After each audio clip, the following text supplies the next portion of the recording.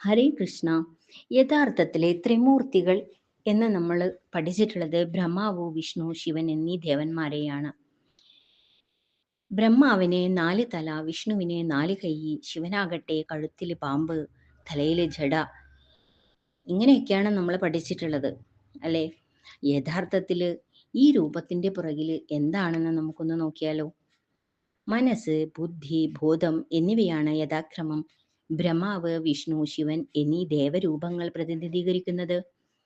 ആദ്യം ബ്രഹ്മാവിനെ കുറിച്ച് നോക്കാം. ബ്രഹ്മാവാണ് സൃഷ്ടികർത്താവ്. ബ്രഹ്മാവ് മനസ്സിനെ പ്രതിനിധീകരിക്കുന്നു എന്ന് പറയുന്നതും എന്തെന്നാൽ എല്ലാ സൃഷ്ടിയും ആദ്യം നടക്കുന്നത് നമ്മുടെ മനസ്സിലാണ്.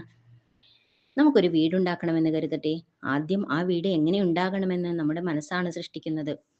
മനസ്സിൽ രൂപകൽപ്പന ചെയ്ത വീടാണ് നമ്മൾ നിർമ്മിക്കുക അല്ലേ? അപ്പൊ സൃഷ്ടി ഉണ്ടാകുന്നത് നമ്മുടെ മനസ്സിലാണ്. അതുപോലെ ഒരു കുഞ്ഞ് ആദ്യം സൃഷ്ടിക്കപ്പെടുന്നത് മാതാപിതാക്കളുടെ മനസ്സിലാണ്.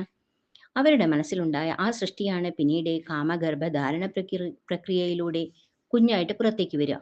അതുകൊണ്ടാണ് മനസ്സ് ശാന്തവും സന്തോഷത്തോടെയും ഇരിക്കുന്ന സമയത്ത് ലൈംഗിക ബന്ധത്തിൽ ഏർപ്പെടണം എന്ന് പറയുന്നത്. ഒരു നല്ല കുഞ്ഞ് ജനിക്കണമെന്ന അതിയായ ആഗ്രഹം മാതാപിതാക്കളുടെ മനസ്സിലുണ്ടാകണം. കാമത്തെ ദൈവികമായി കാണാനുള്ള ശേഷിയും ഉണ്ടാകണം. അപ്പോഴേ സത്വഗുണമുള്ള കുഞ്ഞുങ്ങൾ ഉണ്ടാവൂ. പക്ഷേ ഇന്നത്തെ കാലത്ത് കുഞ്ഞുങ്ങൾ ജനിക്കുന്നത് അബദ്ധത്തിലാണ്. അതുകൊണ്ട് തന്നെ അങ്ങനെയുള്ള കുട്ടികൾ വഴി തെറ്റിപ്പോവുകയും ചെയ്യുന്നു. ഇത്രയുമൊക്കെ പറഞ്ഞത് സൃഷ്ടി നടക്കുന്നത് മനസ്സിന്റെ ഭാവനയ്ക്കനുസരിച്ചാണ് എന്ന് മനസ്സിലാക്കാനാണ്. അതായത് ബ്രഹ്മാവ് മനസ്സ് തന്നെ. ബ്രഹ്മാവിന് 4 തലകളൊക്കെ സങ്കല്പിച്ചിരിക്കുന്നത് സൃഷ്ടിക്കുമ്പോൾ ദിക്കുകളോ അതിരുകളോ ഇല്ല. എല്ലായിടത്തും സൃഷ്ടി നടക്കുന്നു എന്ന് സൂചിപ്പിക്കാനാണ്. സൃഷ്ടി ബ്രഹ്മാവാണെങ്കിൽ സ്ഥിതിയാണ് വിഷ്ണു. ഈ സമൂഹത്തിൽ നിലനിന്നു പോകണമെങ്കിൽ നമുക്ക് ആദ്യം വേണ്ടത് ശരിയും തെറ്റും മനസ്സിലാക്കാനുള്ള ബുദ്ധിയാണ്.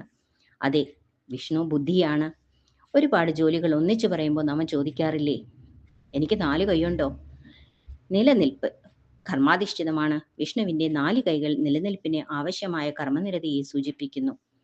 ഇനി ത്രിമൂർത്തികളിൽ മൂന്നാമത്തെ പരമശിവനെ മനസ്സിലാക്കാം. ഭൗതിക സുഖങ്ങളിൽ നിന്ന് വേറിട്ട പരമാത്മബോധമാണ് പരമശിവൻ. സംഹാരമൂർത്തിയാണ് ശിവനെന്നാണ് പറയാറ്. നമ്മുടെ ഭൗതിക സുഖലോഭമോഹങ്ങളെ സംഹരിക്കുമ്പോഴാണ് പരമാത്മബോധമുണ്ടാകുന്നത് അല്ലേ?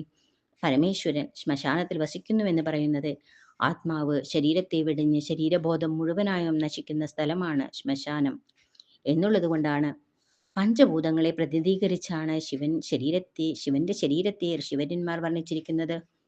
ചന്ദ്രൻ ആകാശത്തെയും തലയിൽ നിന്നും ഒഴുകുന്ന ഗംഗാനദി വെള്ളത്തെയും തൃക്കണ്ണ് അഗ്നിയെയും കാറ്റിലാടുന്ന ജടകൾ വായുവിനെയും കഴുത്തിലും കയ്യിലും ഇരിക്കുന്ന ഉരകങ്ങൾ ഭൂമിയെയും പ്രതിദാനം ചെയ്യുന്നു.